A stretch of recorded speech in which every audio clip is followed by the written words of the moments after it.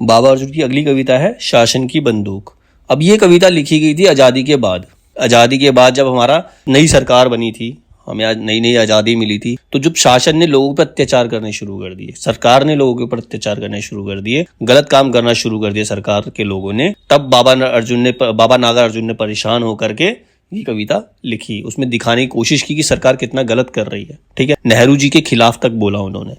ठीक है, तो अब ये कविता है शासन की बंदूक। और ये कहाँ संकलित है? ये संकलित है तुमने कहा था, 1980 जिसका प्रकाशन वर्ष है। ठीक है, तो ये तुमने कहा था में संकलित है शासन की बंदूक, बाबा नागार्जुन की कविता है। और ये स्वतंत्रता प्राप्ति के पश्चात भारतीय सरकार का असली चेहरा दिखाने के लिए लिखी गई। ठीक है, खड़ी हो गई चाप कर कंकालों की हूक, नभ में विपुल विराट सी शासन की बंदूक। मतलब खड़ी हो गई चाप कर कंकालों की हूक, मतलब लोगों का खून पी करके, लोगों को परेशान कर कर ये शासन की बंदूक एकदम विकराल रूप लेके, बड़ा विकराल, बड़ा भयानक रूप लेकर के आकाश में हमारे ऊपर खड़ी हो गई है। उस हिटलरी गुमान पर सभी रहे हैं थूक, जिसमें कानी हो गई इस शासन की बंदूक। कह रहा उस हिटलरी गुमान पर तो पहले क्या था? हमारी सरकार बनेगी, हमें स्वतंत्रता मिलेगी, हम लोगों के लिए अच्छे दिन आएंगे। तो वो सारे सपने चूर चूर हो गए। अब शासन ने क्या किया? जो अंग्रेज कर रहे थे वही हमारा शासन कर रहा है, वही हमारी सरकार भी कर रही है। ठीक है, तो हिटलरी गुमान पर सभी रहे हैं तो मतलब पहले जो गुमान हुआ करता था, अब ये सीधे सीधी लाइन जो नेहरू जी के ऊपर लिखी गई है कि वो अपने आप को हिटलर समझ रहे हैं, अपने हिटलर की तरह वो शासन के सामने खड़े हो गए, मतलब शासन की तरह हमारे पर खड़े हो गए हैं। ठीक है, बड़ी बधिरता 10 गुनी बने विनोबा मूक, धन्य धन्य वह शासन की बंदूक।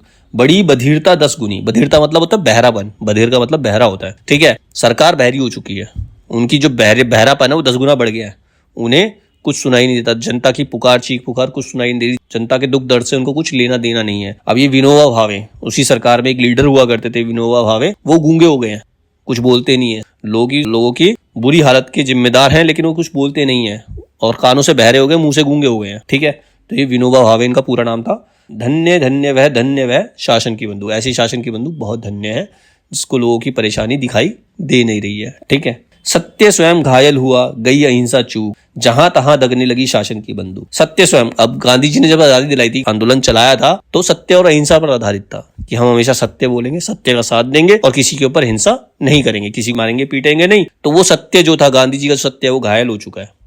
सत्य की कोई इज्जत नहीं है, उसका कोई मोल नहीं है। ठीक है, और अहिंसा तो बिल्कुल ही खत्म हो चुकी है, अहिंसा को तो लोग भूल चुके हैं, वो लोगों पर अत्याचार करने से चूक नहीं रहे हैं।